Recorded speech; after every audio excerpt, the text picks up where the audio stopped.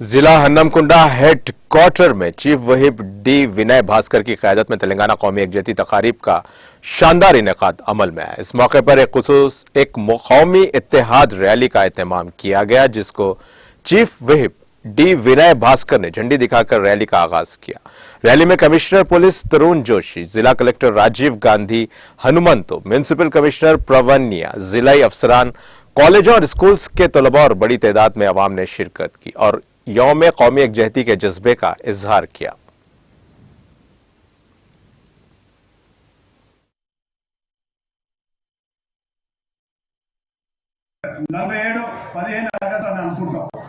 కానీ మన తెలంగాణ ప్రాంతానికి స్వతంత్రం వచ్చింది సెప్టెంబర్ 17,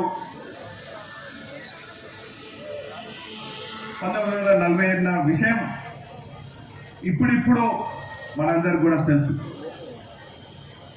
ఆనాటి త్యాగదనుల ఫలితం గాంధీ గారు అయితేనేమి, నెహ్రూ అయితేనేమి, సుభాష్ చంద్రబోస్ అయితేనేమి బ్రిటిష్ పాలకులకు వ్యతిరేకంగా